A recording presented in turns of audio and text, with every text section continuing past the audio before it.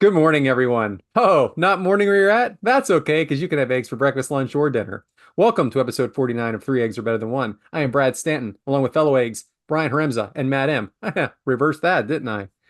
We would like to thank all of you for listening last week for the positive feedback. It sure was a lot of fun. What did we do? We did what we always do, Mount Rushmores, because why not? And I just took a sip of my drink in mid-talk, and I'm not sure why I did that. But to start the show, we always do a sunny side up, which is our good news of the week. So who's up this week? Well, Matt is. Matt, are you going to actually follow the rules? I might. So, Brian, I should have prepped you. I sent you a photo earlier in the week, and we're gonna use it right off the bat. Oh, right off the bat. I was not ready for right off the Right off bat. the bat. All right. Well, give me. So, I went to the dentist earlier this week, and it was just a regular checkup. Actually, me and my son.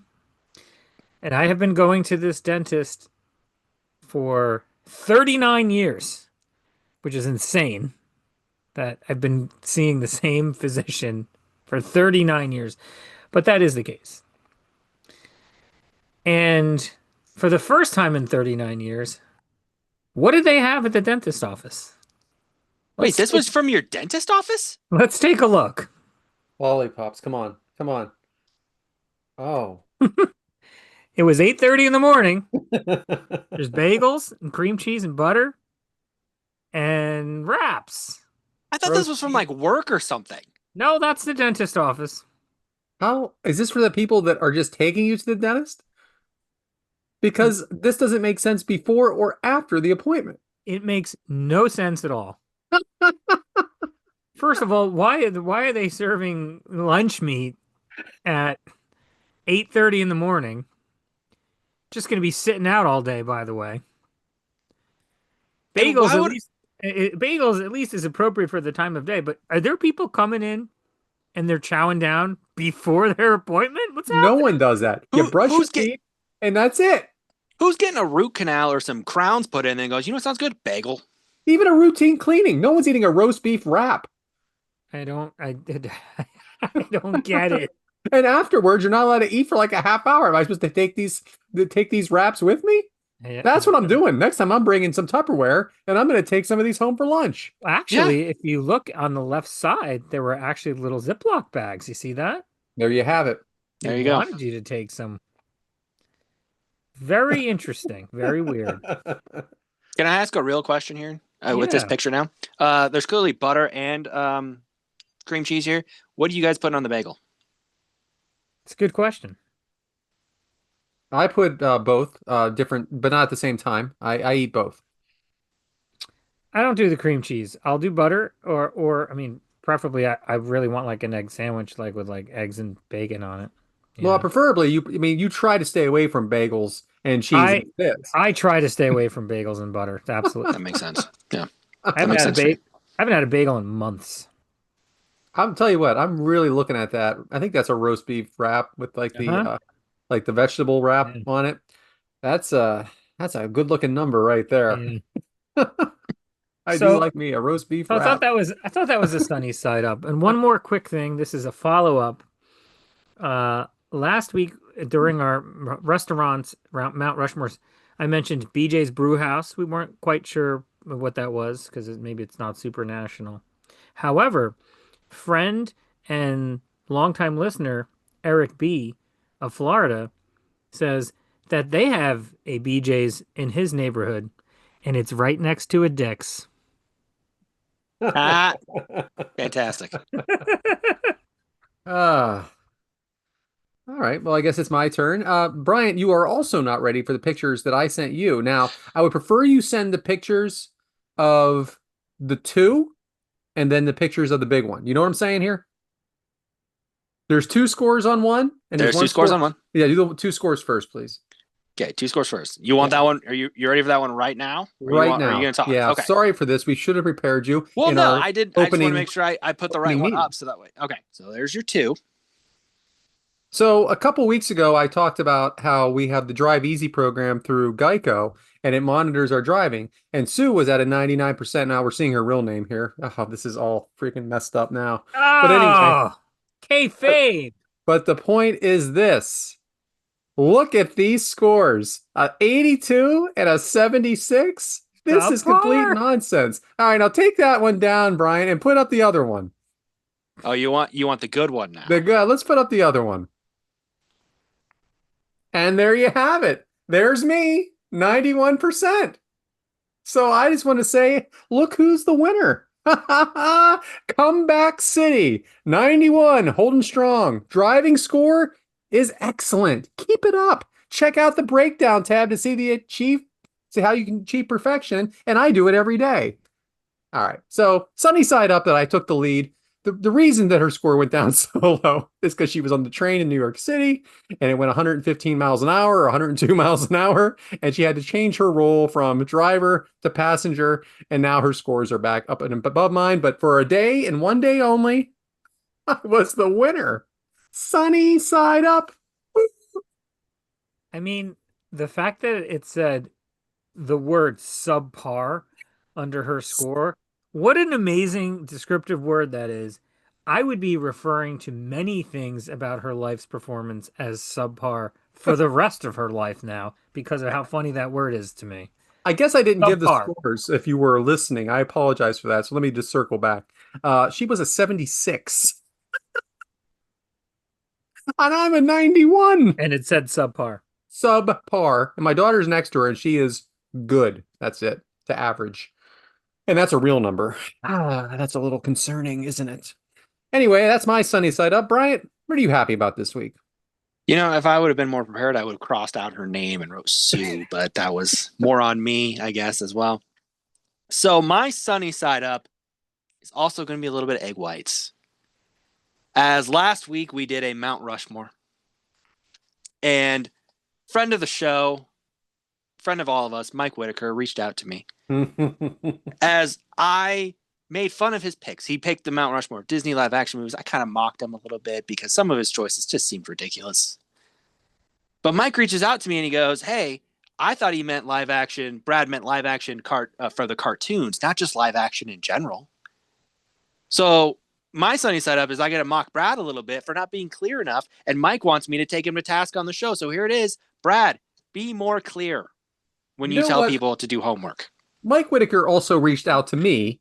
It wasn't pointing fingers. He just said that he misunderstood and I needed to correct him. But then I find out later that he went around me and went to Bryant. Yeah. The definition of live action movie just means it's really just a movie. That's it. Yeah. If you look up the definition. But in your defense, Mike, I understand that. I don't understand. What is he? I don't get what he did wrong. He didn't get that it was just any live action. Like we picked Remember the Titans, the Mighty Ducks, things like that. He just thought live action of like from Jungle, like Lion King, Sleeping or Beauty and the Beast, like things like that. The live previous cartoon was a cartoon first, and then this a live action. Something that had been later remade. And I can understand that actually now that I think about it, because the word live action, we don't just throw that around too much, but that's what Disney calls them. They call them live action. Even like Remember the Titans, it is what it is. And Bober really didn't understand either. That's not true, but I just wanted to say it. It doesn't surprise me.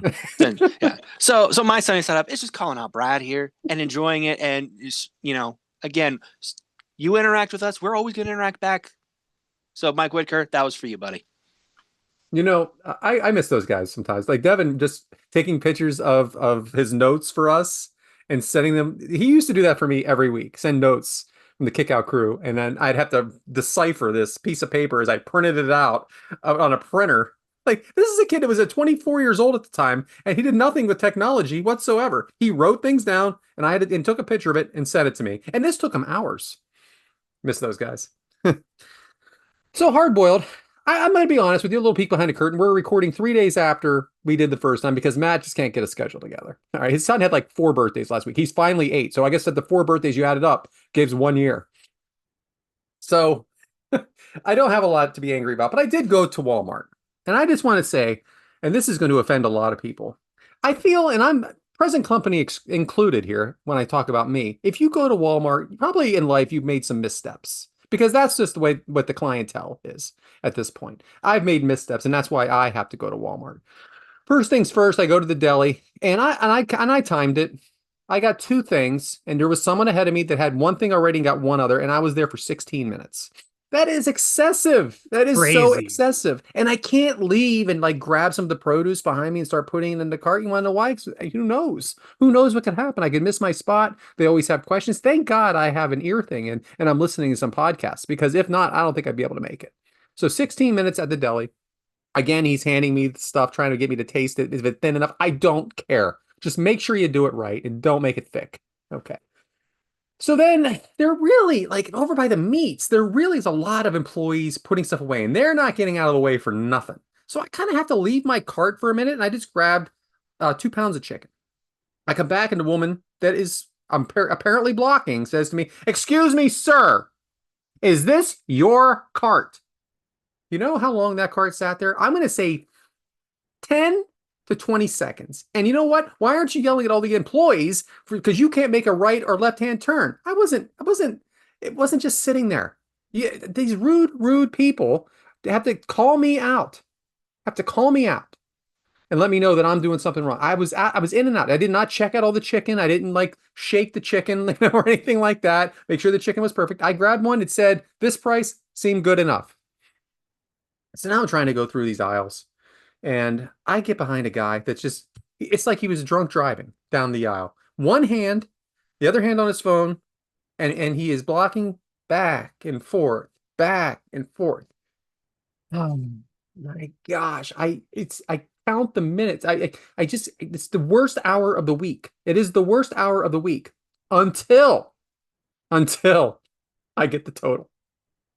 I grabbed two mums. You know, I don't know what those flowers cost in your neighborhood, but if you go to any like Home Depot or like produce place, they say two for 25, two for 20.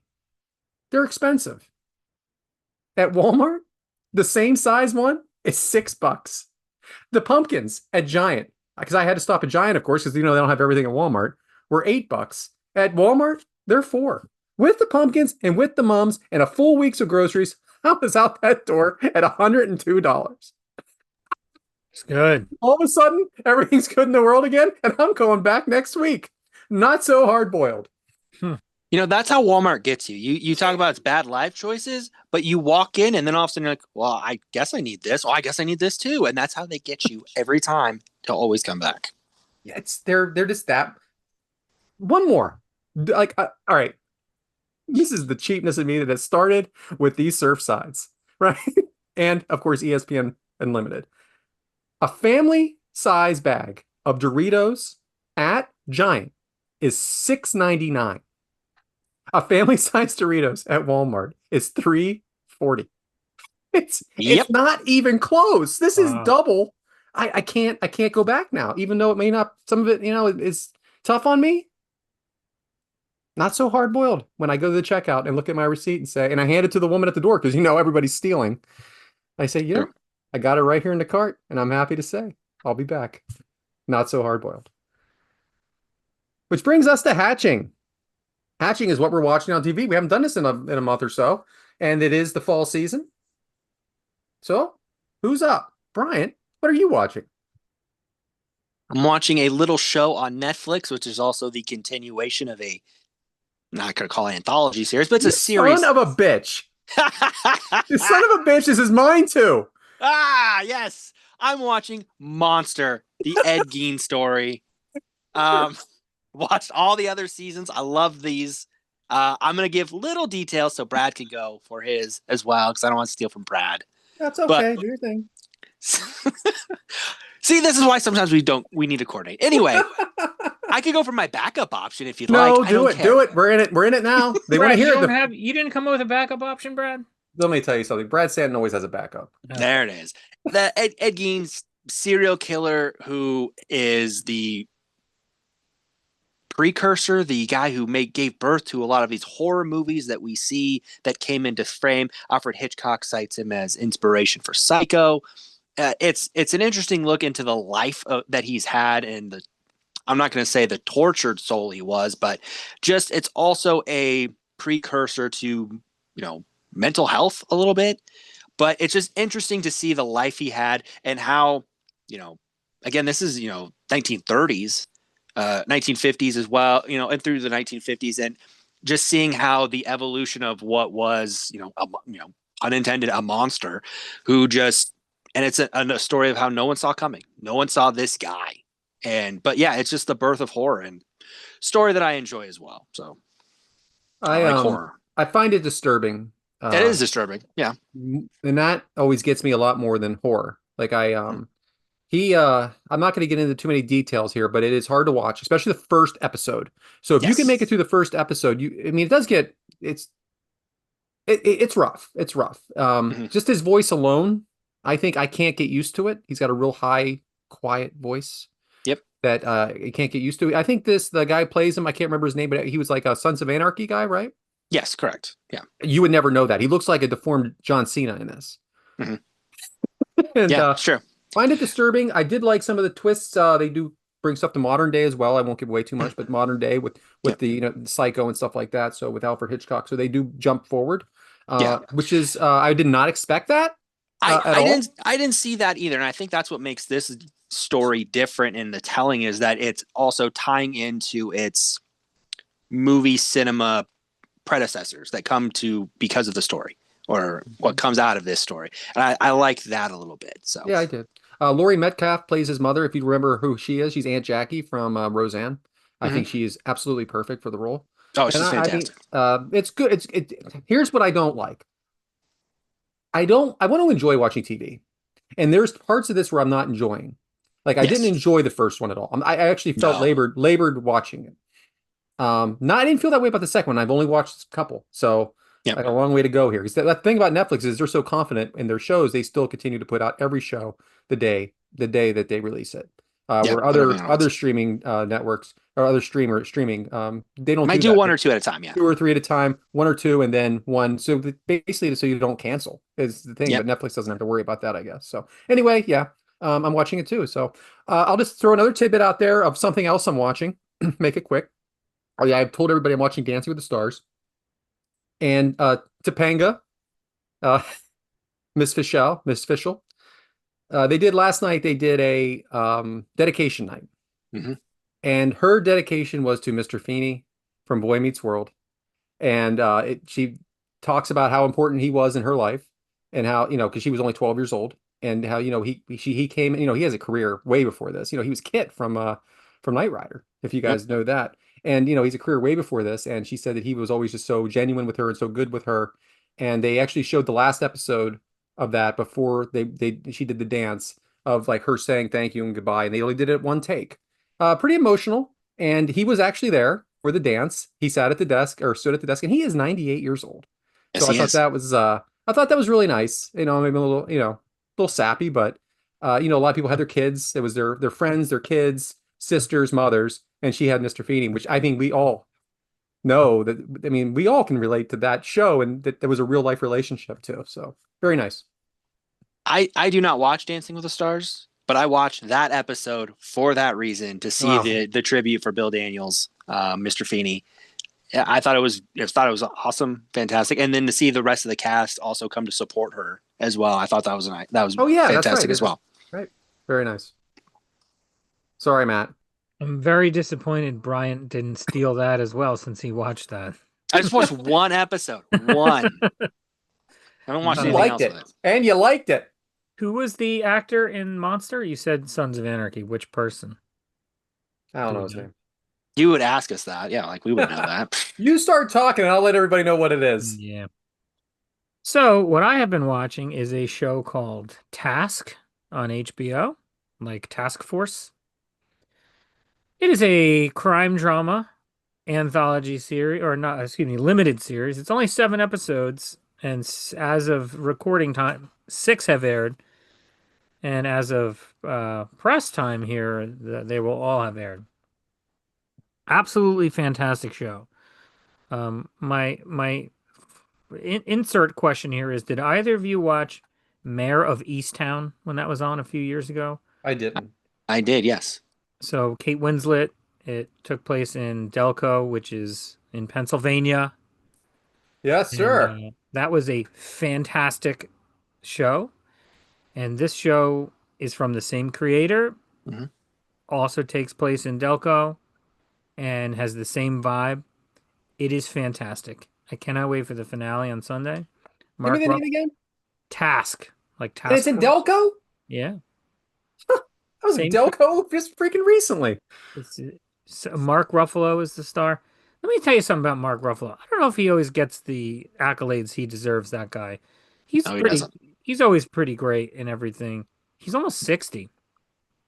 Um, Another lead is Tom Pelphrey. Maybe we don't know the name, but you might know the face. He was on Ozark. He was on a couple other shows, and he'll probably be seen more and more around because I think he's very good. But what a show, man! Gripping. Um, Speaking of Sons of Anarchy, there's like a biker gang that's part of the show. FBI stuff. It's awesome. Highly recommended to anybody, I'm not, especially if you liked Mayor of Easttown. And if you didn't watch Mayor of Easttown, that show was incredible. So go It back and was. watch that. I gotta sign up for HBO again. I have that on my queue in HBO Max. That is actually going to be the plan for Sue and I this weekend is to start watching that. It's awesome. Charlie Hunnam. Yeah, he was the lead in Sons of Anarchy. Yeah, that's Ed Gein. Yeah. He plays that game. Yeah.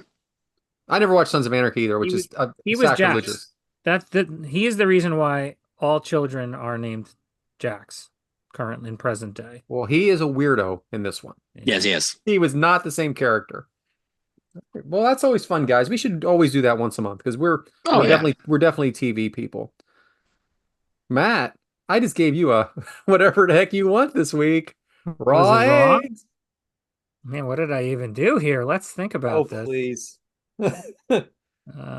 Okay, a couple of small little tidbits here that I'm not going to expand on too much, but did you know that in 1994, the New Jersey Nets briefly considered changing their name to the New Jersey Swamp Dragons? And that is a real thing. That is a horrible missed opportunity by them. Yeah, because who cares about a net? So the Nets played prior to being the Brooklyn Nets, they played in New Jersey in the Meadowlands. The Meadowlands are swamps. So that's where the Hmm. Swamp Dragons idea I get came that. from. Okay. 30 years ago now, there was a pitch for that to happen. Ultimately, it got shelved. But come on, that's an awesome name. It That would have is. been great. Yeah. All comes down to names. I would have gotten into more basketball if that was their name. All right, here's an unrelated thing that popped into my head recently. If I say this phrase, do you have any idea what I'm talking about? Soy bomb. No. Brian? Soybeans? Soy bomb. Soybeans. So I remember watching this live at the 1998 Grammys. Bob Dylan was performing and a background dancer suddenly came forward on the stage and ripped off his shirt and painted on his chest was the word soy bomb and he was dancing really weird. And I just remember that because I was a teenager at the time and it was one of those, this is many, many years ago where the probably everybody's watching the Grammys, right? It's not like you have 1,000 choices like we do now. So Yeah. it was like a big newsworthy thing that happened. And it turned out that it was just, some college kid that was here's his quote. Soy represents a dense nutritional life and bomb is an explosive destructive force. It was some hippie bullshit, but I remember it happening and I haven't thought about it in, almost 30 years. And then something made me think of it. I'm like, I gotta look this up. Sure enough, there's a Wikipedia page for this guy. His name is Michael Portnoy. And there's a little paragraph about the soy bomb incident. So there you have it. Soy bomb. That is so unrelated. So unrelated. And now for a third and final unrelated. Love it. My sister-in-law has two different colored eyes. One is brown and one is blue. Hmm. That's a thing. It's called heterochromia. And on your license, and I'm sure this varies from state to state, but it says what your eye colors are, right? Defining characteristics for identification. It'll say blue, it'll say brown, it'll say green, whatever. Now, often it's right, the information on your license is abbreviated in order to fit everything in on something that's small. So brown might say BRN, blue might say BLU. Well, hers said DIC, different in color. So she told us the story a couple years ago about how she got pulled over and the cop was examining her license and said, "What's dick eyes?" That's it. What's dick eyes? Love it. Well, Matt, that's as raw as you can get. That's the rawest egg I've ever had. That's Very three good. raw daddies right there. So again, it is spooky season, and Brian is doing the omelet this week, so it's going to be more about. It's going to be more about spooky stuff. And of course, you can't do spooky without talking Halloween. Now, there will be a little interaction with my fellow eggs as well. So there's no homework, but it's just me asking you questions, obviously. So I wanted to do spooky season. I wanted to have some fun with this. And, obviously you can't do all this in one topic. So I had to split it up. We did horror movies a few weeks ago. Now we're going to talk about Halloween itself. Like, how did we get here? How did Halloween come to be? And that's something I've always wondered and kind of looking into it. And, Halloween is it actually originated from a Celtic festival, which, to tie a little into wrestling, it's called Samhain. It's kind of it marked the harvest and the beginning of winter, but it also is considered a holiday because the Catholic Church recognizes November 1st as All Saints Day. So October 31st became All Hallows Eve, basically through incorporating some of the traditions from this Celtic holiday. Most of the tradition comes from immigrants. Obviously, this country, America is based on from immigrants and bringing their traditions here, and we just cultivate them into something that we use. Most of the tradition comes from Irish and Scottish heritage, brought over through their traditions of disguises and playing tricks and looking for treats. Essentially, trick-or-treating comes from that. Basically, trick-or-treating began as mischief, or what they called souling, which is where they would go to homes and ask for soul cakes. And the people would present them a soul cake, and then they would pray on it. And that would cover the All Saints and the Hallows Eve part. So you would pray over these cakes to pray for the people in the home as a gift, part of the trick or part of the treat. If you said, because they would come to your home and say trick or treat, you'd give them the treat. If you say trick, then the people who come can play tricks on you by either coming into your home to dance or play games, or they do something to your home in some sort, nothing destructive, of course, but just playing little tricks around your house for things like that. So I always found that kind of interesting, that I see the different meanings for the trick or treat. But basically, and then, it evolves, in America, the trick-or-treating evolved into candy by kids going to local shops, and the shopkeepers would give the kids candy to get them to leave and not vandalize or do something to their businesses, homes, things of that nature, because, we as America take it a step further than what the tradition really is for something like that. So, the fun thing looking into this, because there's another thing, a part of the custom, it's called souling, which is basically where these groups would come together, pray, and seeing the evolution of going from praying in a home to hauntedness is always something that's kind of fascinated me, that you don't think it's something that ties together like that, especially with, religion and real life, I guess is the best way to put it. So, but each country has a different version of it. So like you think of like the Philippines, their version, they would actually drape themselves in white cloaks. Think of when you dress up as a ghost, you would throw a sheet over your head. And that's what they would do. They would go around, knock on your door, sing songs, and pray while wearing these white sheets. So, naturally that would also be scary, seeing a ghost show up to your home, hence Hallows Eve. So on that, the tradition of dressing up comes from Scotland and Ireland. They called it guising, which is where children would cover their faces to then play these tricks, get treats, and you would never know who you're really interacting with. But then it was a way for the kids to go out and have fun, get treats, things of that nature. So here's our tie into my fellow eggs. Uh-oh. Halloween costumes. Is there a costume you remember that sticks out to you guys dressing up as kids, adults, or even with your own children? Is there a costume that sticks out to you for the fun, entertainingness, or just, I'll say spooky, but So I'll go if that's okay, man, unless you got Uh-huh. some. My first costume I really enjoyed was my Aunt Stacy made it for me. Back then, they used to go to Joanne Fabrics and stuff like that, and there'd be like a kit almost or of how to do it. And she made me, and I was a shark, and it was a cloth shark, and then the face was black, like like the mesh, so I could see through the face. But from a distance, it looked like I was a shark, which was something pretty fun for us. Now, as I got older, um, we would go to the kids at the school. They had a Halloween party every year, and we would do something as a family. One year we were a family of zombies, which was not a good move. It scared kids to death. The next year, though, was really funny is that we went as Santa Claus, Mrs. Claus, two Elf on the Shelves, and Jack Frost.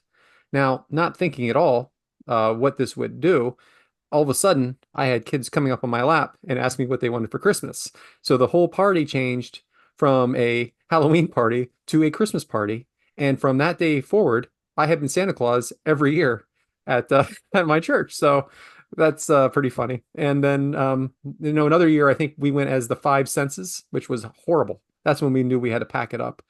And one year I think we were Team Stanton, which was really garbage. But we had two good years there, two really good years. nice. That sounds awesome. That's fantastic. And What tying about in like that, it's great. five senses? What? Yeah, the ear like yeah, like sight, sound, touch. You know what I mean? How did you costumize that? I was the hands. I just had big gloves. That was real simple. And Made then me with think big of the ears, big glasses. Okay. Made me think of the movie Inside Out. I know it's not exactly the same It thing. kind of looked like that though. Yeah. It kind of looked like that now that I think about it. When I was a kid, I feel like I may have mentioned this before, or maybe shown a picture, but my mom made from scratch, like she sewed it and everything, a Donald Duck costume. Badass. Like super impressive costume. Um, as much as I like Halloween, I don't know if I ever really nailed it with costumes. When I was like college age, I went as Princess Leia once, which was a huge hit. A huge hit, me dressed as Princess Leia. So that was pretty good. That was fun. And I don't really dress up nowadays, but my son is that trick or treating age. So a couple years ago, me and my wife did get costumes and we dressed up as Homelander and Starlight from The Boys, if you guys Oh, that'd watch be that cool. show. So that was pretty cool. I mean, who doesn't like Starlight? I Of like course. Star. Yeah. Yeah. No, Um, absolutely. that's what came to mind. See, now for me, that surprises me, Matt, because I thought you would say that your best costume was being a frog. There it is. There it is. I mean, I thought you would immediately go to frog myself, but Wow. I don't know. That might just be me. This is like entrapment or something. Maybe a little bit. I don't know. Thought it'd be fun to tie that in there. So, Yeah. For those uh, who are just listening, there was no photo to go back and check out yeah, on no, YouTube. yeah. I mean, if you'd like to see that great, fantastic photo, hop on our YouTube page. Great photo there. So, no, but I think that's what makes Halloween fun a lot of too is that you can dress up whatever you want to be. You can be whoever you want to be, and the costumes vary based on what you like. And that's the thing how it's evolved. In the early days, you were basically a witch, a demon, ghoul, things that made sense for the time that wasn't as exorbitant as it is now.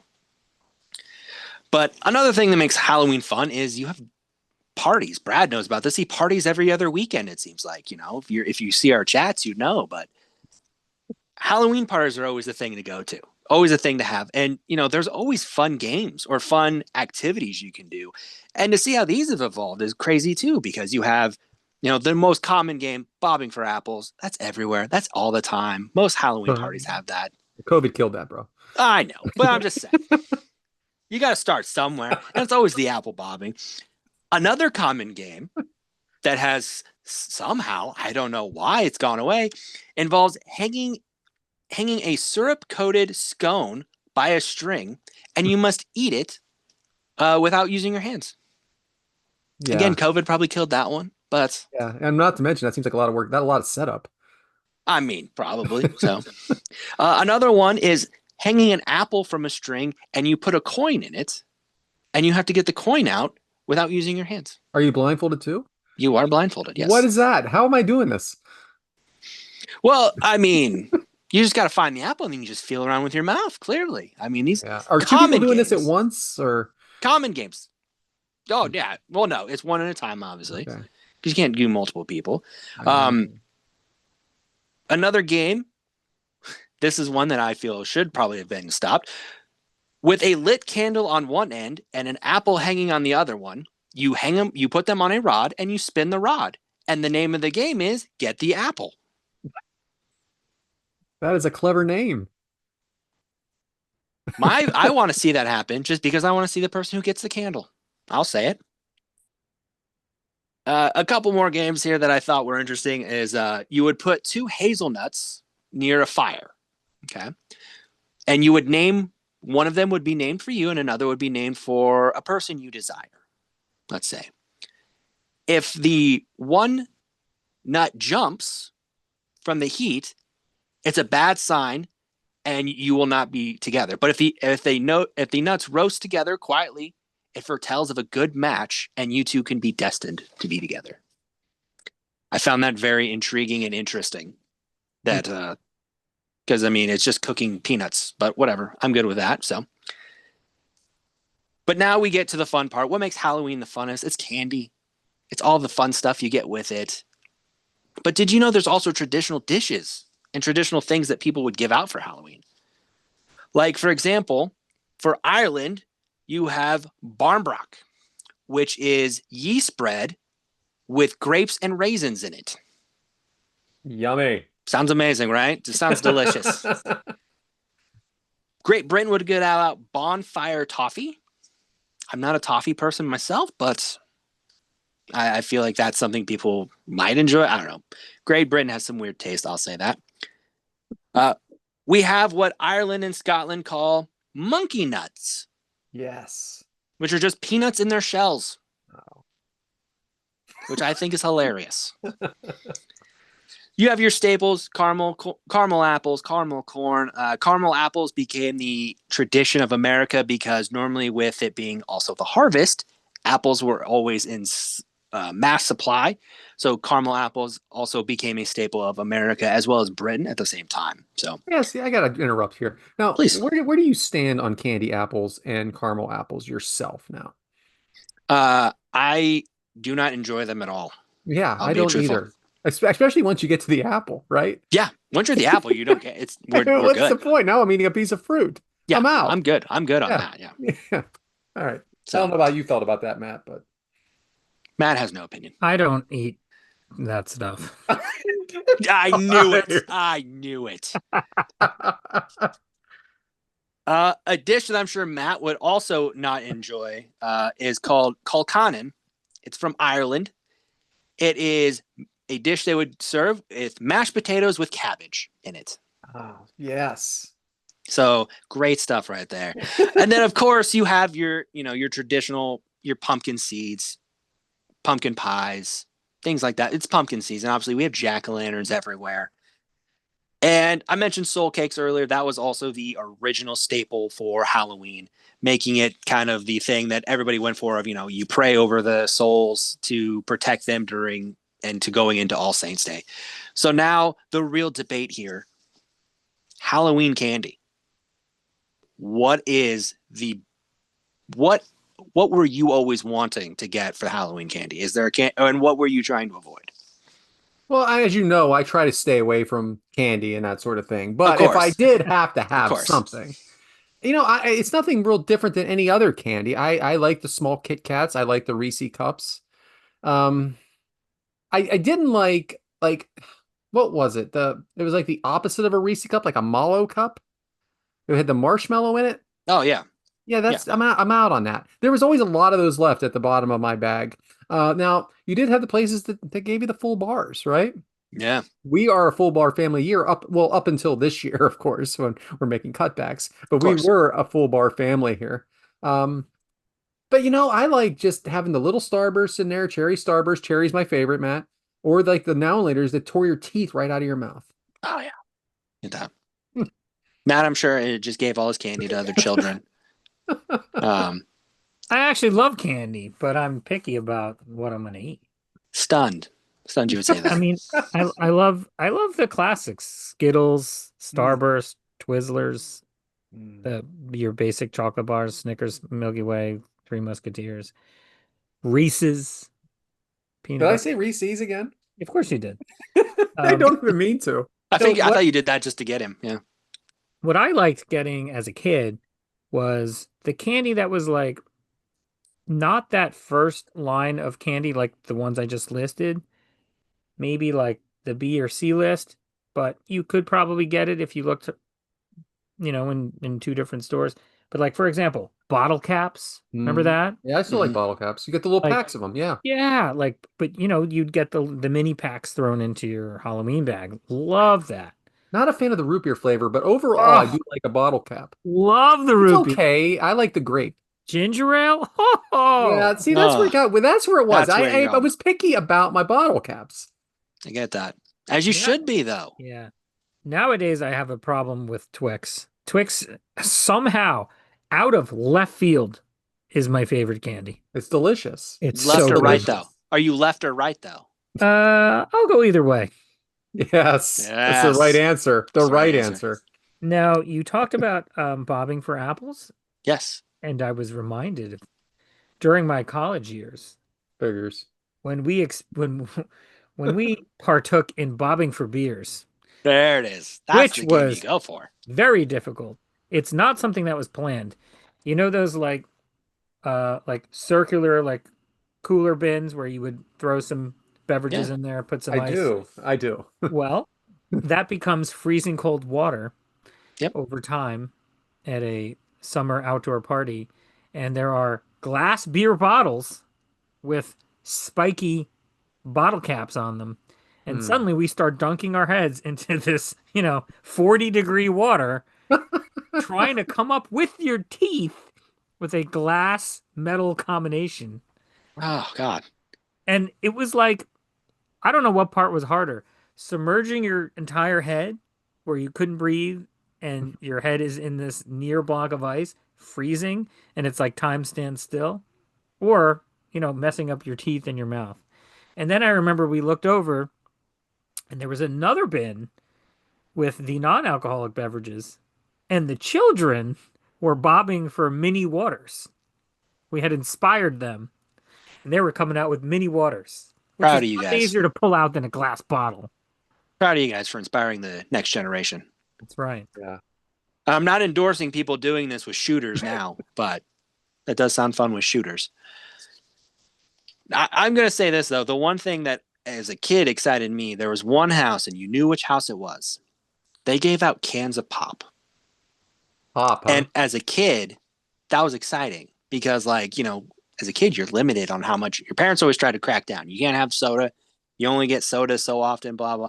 But you knew if you went to that house, they'd give you soda. And it was always the treat for Halloween. And then you're just sitting there going, can I drink? And then you drink it as you walk. Gives you more energy to go around and get more candy.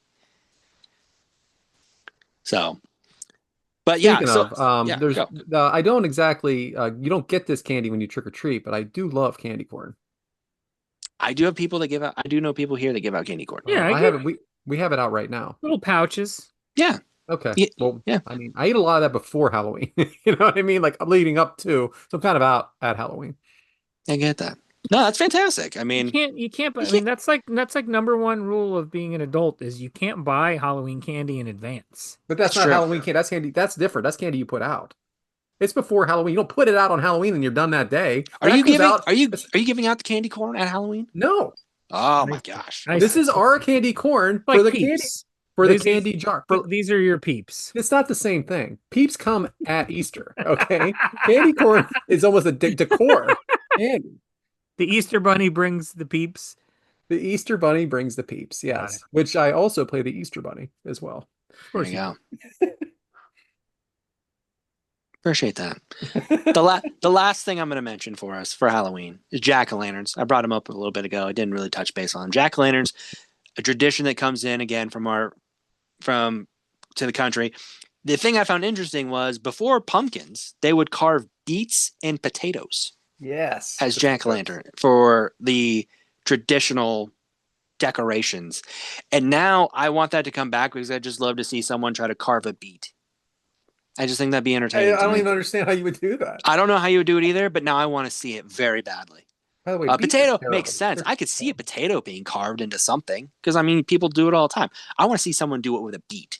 I think it'd be interesting. Beets So are beet tastes like dirt, by the way. But go ahead. because they are dirt. Yeah. So, but yeah, like I said, I just want to have a little fun, talk a little spooky season, get a little history, bore some people at the same time, and just learn a little bit. So that's my Halloween chat. Well, Brad, very good, Bryant. I love Halloween. I don't do the things I used to do on Halloween, but we do sit. Well, yes, you know what else it is? You know what else Halloween is? The last day of the month.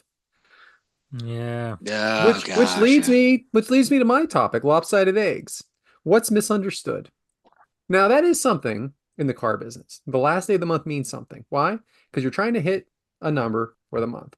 But I want to talk about the car business that I have been in for 21 or 24 years. good God. It is very misunderstood. And no one explained it better than most about 10 years ago, maybe less than that. Modern Family did an episode. They were all at a Toyota dealership and they're haggling. And the Toyota employees and everybody there was saying, well, we don't really do it like this anymore. We're just hoping for the best experience. And the roles had reversed. Everything you had ever heard about the car dealership was now what the customer was doing. And the car dealership was doing things the right way. The customer wasn't. And I'm going to say that's been something that's been going on for a number of years. The days of haggling, the days of getting this to a crazy number that you think you can get to are for the most part over. Most new car dealerships have a markup of anywhere from 3 to 4%. Now think about that overall. If you think the shirt you're wearing has a markup of 3 or 4%, no, might have a markup of 1,000%, honestly. Everything is up front. Every paper you sign is a compliance paper. Do you know you're buying an extended warranty? Do you know this is the price? Please sign here. All new cars come with either a 3-year to 5-year bumper to bumper warranty, which means you really have no worries for that time, with the exception of some oil changes with most dealerships throw in. What I'm getting at here is that there's a idea out there that dealerships rip you off with the polyester, wearing something like that. What can I do to put you in a car today? And so what happened from that was that new companies developed that where you don't even meet the salesperson or go into the dealership. And what ended up happening there? Those places charged more than 15 to 20% more than a dealership that you actually have to talk to somebody. Not to mention, there is zero customer service. So remember that next time when you want to buy a car online in your comfy pants while streaming your favorite show, that you just paid probably $3,000 to $5,000 more because you didn't want to talk to a guy like me, because we are misunderstood. Lopsided eggs. Love it. That is fulfillment of the category if I've ever seen it. I've been waiting. Yeah. We're not all There's bad. probably some truth in there. There it is. See how he's trying to sell everybody on coming in for that? Yes, the sell job. And I didn't give away any names of the places that I was referring to. Keep that in mind. Like, Appreciate what is that? Carvana? Oh, I wasn't about to What say are you that name. doing? I would never sell out a place like that at all. Those vending machines in the city really do mean something. Can I ask this quick question? Is that real? They really have a vending machine? Is that? I don't know the process, but there are cars in that machine. In that vending machine. I just thought it cars was like something in a town. appealing for the commercials. That's I real? truly think you can buy a car there, but I think there's only about 12 cars in there. Now, the idea is to buy it online, of course, and they deliver it to you. But yes, it's still in Philadelphia. I'll tell you that. I passed it and I have a lot of things to say about it, but we're not talking about them today. No, we're not. You know what this reminded me of? Have you ever, I've only seen this once in my life. Have you ever seen a parking garage, a parking deck, where you kind of like pull your car into this slot and then the car moves automatically. Like there's like an intricate elevator system. Yeah. Like, what is Never in that? my life. It's something I avoid. I Yeah. do. Yeah, I don't want to be raised up I or my see that car in to be movies. raised up. I see that in movies. I didn't think that was real, but okay. I'm not real big on giving keys to anybody. I really would just like to park into a normal parking space Yeah. and walk to my destination. Yeah. But those days are over. Wait, you don't valet at all? I don't, if I have to, I do, but I don't want Hmm, to. I just don't want to. I don't want to get more. I don't like giving someone my keys. get that. I don't know. That's old school, I guess. But it leaves us the leftover eggs, which is something that overstayed its welcome. It could be anything. And Matt, you're up. I didn't do the topic correctly. But Shocker. Weird. I am going to ask, how do we feel and how do we operate with leftover pizza? Funny You had story. pizza and now it's the next morning and there's some cold pizza in the fridge. Do you eat it? Do you eat it cold? Do you heat it up again? Do you wait till the next evening? How does that work for you in your life? On I'll those eat rare it. occasions where I indulge in pizza, of course. Of course. I will eat it for breakfast. I will eat it cold. I will heat it up. I will do anything. It doesn't matter. Actually, you know what matters? Where the pizza's from. Because Uh, Bingo. if you go to a Bingo. chain restaurant, let's say that pizza could sit on your table for 3 days and nothing's going to yeah, happen to it. So I'm okay eating that right out of the fridge. However, if you're talking about which most places, I usually go to like the local places. sure. Thin pizza like that really doesn't hold up well eating it cold out of the fridge because it's very flimsy and everything like that. Heating that up is the better way to go. But just today, I talked about a meeting I was at, and they were having meetings all day. Well, the time I got there was pizzas that were over like by the trash, like right there's like a sink on top. They never stacked up, and I'm waiting to go in, and I looked, and there was pizza still in there. So I go into the meeting. I'm there an hour and a half. I come out. I took two with me. You're just gonna throw it away anyway. Yeah, Wow. win. Man, are you sure you weren't at the dentist office? Yeah, great point. Cheesesteak pizza too, with no sauce. That's so good. Brian, we know you've never had a real good slice of pizza in your life, but what do you do Oh, what do you do wow. with your Papa John's? Yeah, what do you do with your Papa John's? First of all, we don't have a Papa John's. I've never had Papa John's, so I don't even know how that would taste. Domino's. Uh, and also, secondly, I don't eat breakfast at all, so I wouldn't know what eating anything for breakfast means. But if we're talking about dinner or something like that, then yeah, I will. Depending on, as Brad says, it depends on where it's from.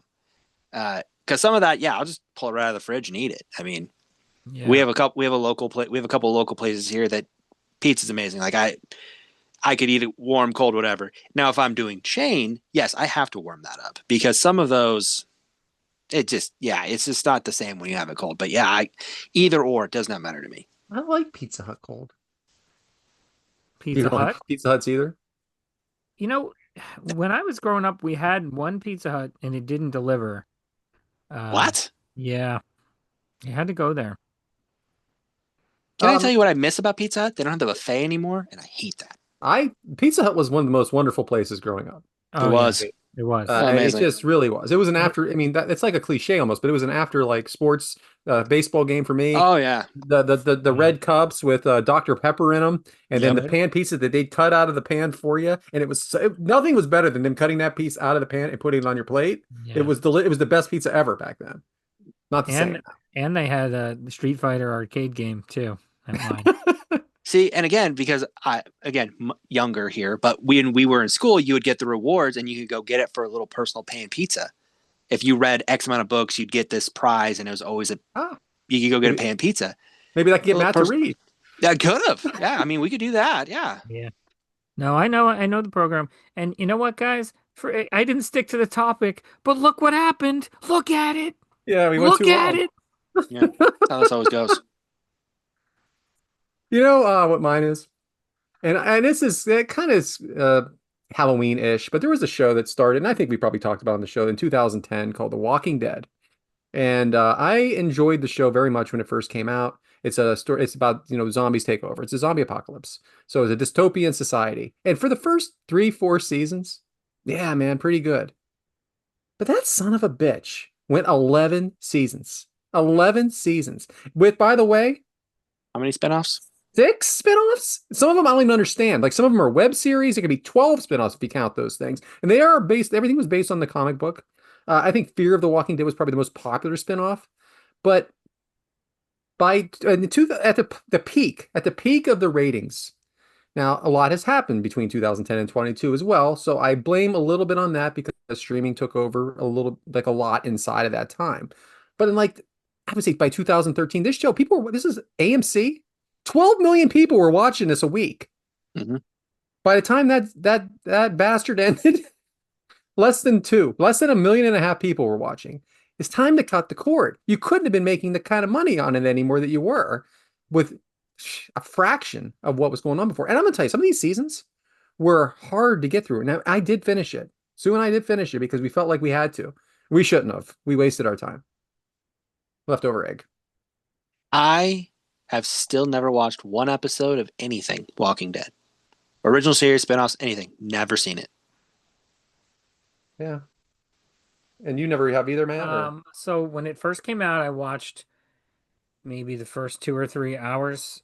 That an actress I like was in it at the beginning. Sarah Wayne Callies, I think is her name. Mm-hmm.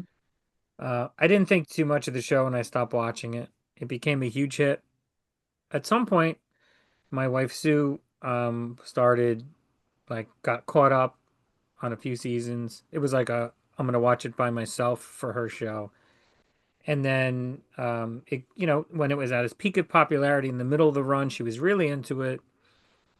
And then she had our son, like we had a baby, and she went dormant on it for a short period of time as we were adjusting to being new parents.